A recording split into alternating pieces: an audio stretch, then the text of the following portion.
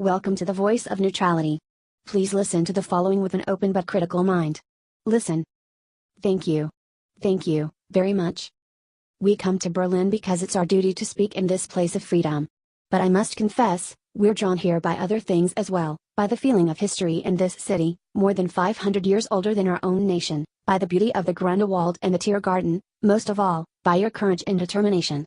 I come here today because wherever I go, whatever I do, ich habe noch keinen Koffer in Berlin, I still have a suitcase in Berlin. Our gathering today is being broadcast throughout Western Europe and North America. I understand that it is being seen and heard as well in the East. To those listening throughout Eastern Europe, I extend my warmest greetings in the goodwill of the American people. To those listening in East Berlin, a special word, although I cannot be with you, I address my remarks to you just as surely as to those standing here before me. For I join you, as I join your fellow countrymen in the West, in this firm, this unalterable belief, es gibt nur ein Berlin. There is only one Berlin. Behind me stands a wall that encircles the free sectors of this city, part of a vast system of barriers that divides the entire continent of Europe. From the Baltic south, those barriers cut across Germany in a gash of barbed wire, concrete, dog runs, and guard towers. Farther south, there may be no visible, no obvious wall. But there remain armed guards and checkpoints all the same, still a restriction on the right to travel, still an instrument to impose upon ordinary men and women the will of a totalitarian state. Yet, it is here in Berlin where the wall emerges most clearly, here, cutting across your city, where the news photo and the television screen have imprinted this brutal division of a continent upon the mind of the world. Standing before the Brandenburg Gate, every man is a German separated from his fellow men. Every man is a Berliner, forced to look upon a scar.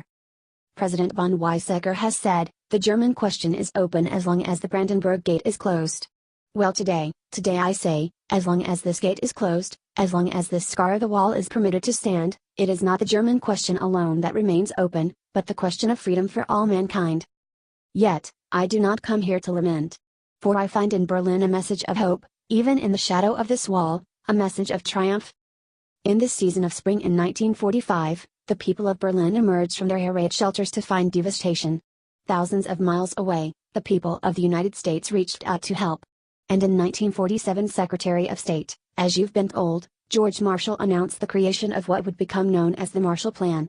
Speaking precisely 40 years ago this month, he said, our policy is directed not against any country or doctrine, but against hunger, poverty, desperation, and chaos. In the Reichstag a few moments ago, I saw a display commemorating this 40th anniversary of the Marshall Plan. I was struck by a sign, the sign on the burnt-out, gutted structure that was being rebuilt. I understand that Berliners of my own generation can remember seeing signs like it dotted throughout the western sectors of the city. The sign reads simply, the Marshall Plan is helping here to strengthen the free world. A strong, free world in the West, that dream became real. Japan rose from ruin to become an economic giant. Italy, France, Belgium, virtually every nation in Western Europe saw political and economic rebirth, the European community was founded. In West Germany and here in Berlin, there took place an economic miracle, the Wirtschaftswunder. Adenauer, Erhard, Reuter, and other leaders understood the practical importance of liberty, that just as truth can flourish only when the journalist is given freedom of speech, so prosperity can come about only when the farmer and businessman enjoy economic freedom. The German leaders reduced tariffs, expanded free trade, lowered taxes. From 1950 to 1960 alone, the standard of living in West Germany and Berlin doubled. Where 4 decades ago there was rubble, today in West Berlin there is the greatest industrial output of any city in Germany, busy office blocks, fine homes and apartments, proud avenues, and the spreading lawns of Parkland. Where a city's culture seemed to have been destroyed, today there are 2 great universities, orchestras and an opera, countless theaters, and museums. Where there was want, today there's abundance, food, clothing, automobiles, the wonderful goods of the Kudam. Superscript 1 from devastation, from utter ruin, you Berliners have, in freedom, rebuilt a city that once again ranks as one of the greatest on earth. Now the Soviets may have had other plans. But my friends, there were a few things the Soviets didn't count on, Berliner Herz, Berliner humor, ja, und Berliner Chinoise.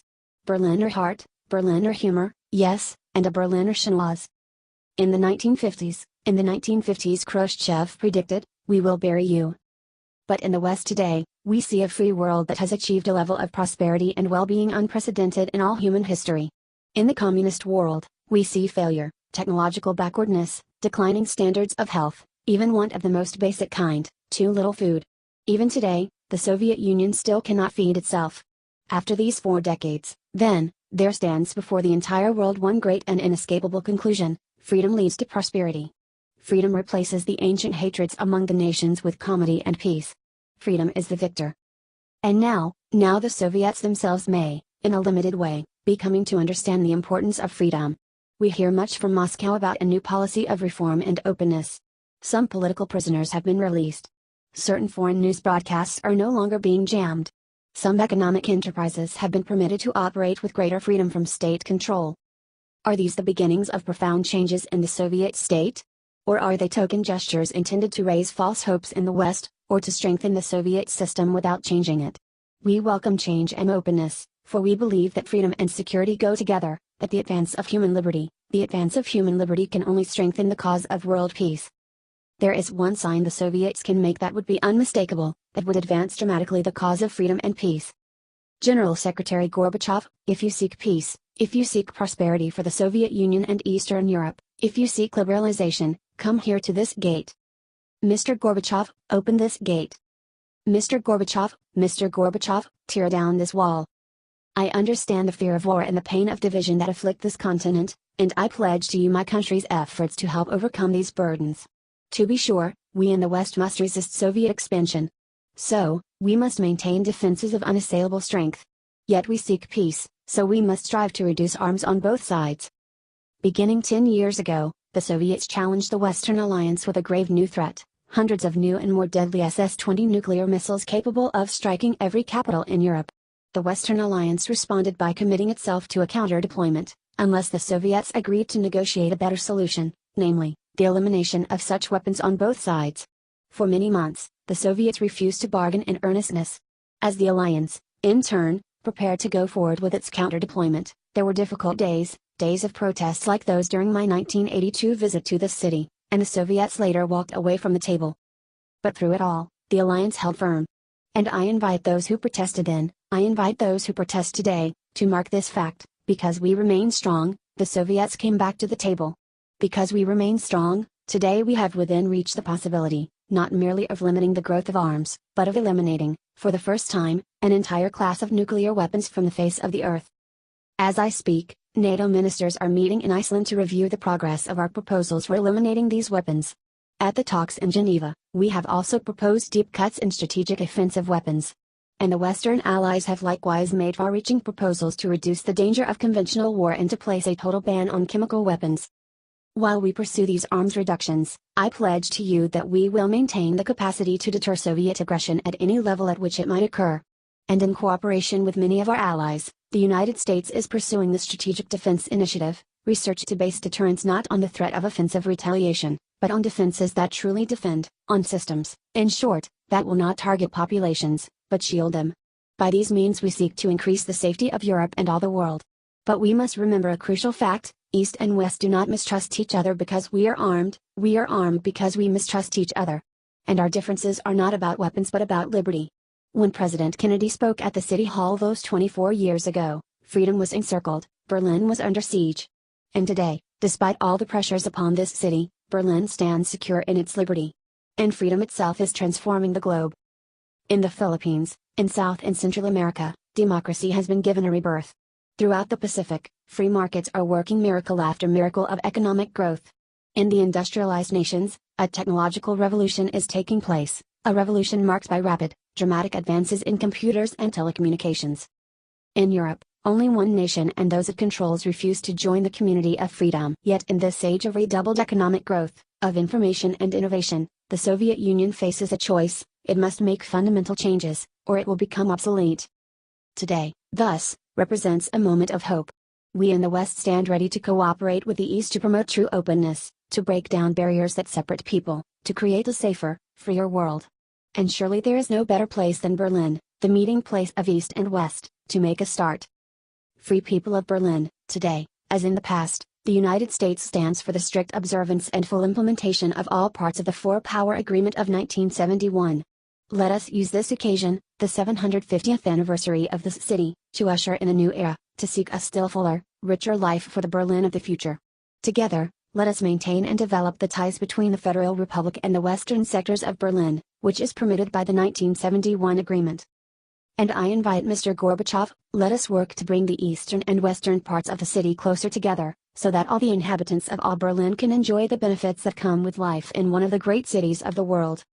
To open Berlin still further to all Europe, East and West, let us expand the vital air access to the city, finding ways of making commercial air service to Berlin more convenient, more comfortable, and more economical.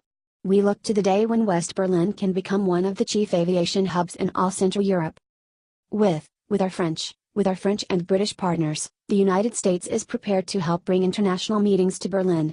It would be only fitting for Berlin to serve as the site of United Nations meetings, or world conferences on human rights and arms control, or other issues that call for international cooperation. There is no better way to establish hope for the future than to enlighten young minds, and we would be honored to sponsor summer youth exchanges, cultural events, and other programs for young Berliners from the East. Our French and British friends, I'm certain, will do the same.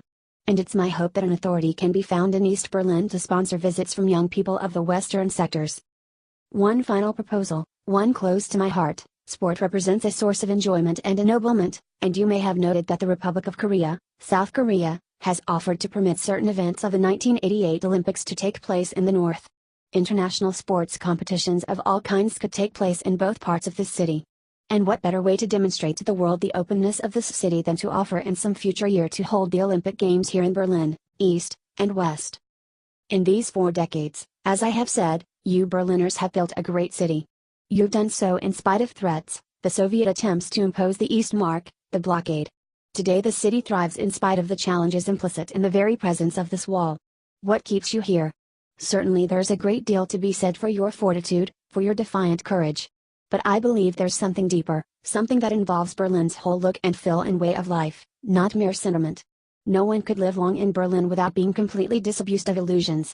Something, instead, that has seen the difficulties of life in Berlin but chose to accept them, that continues to build this good and proud city in contrast to a surrounding totalitarian presence, that refuses to release human energies or aspirations, something that speaks with a powerful voice of affirmation, that says yes to this city, yes to the future, yes to freedom.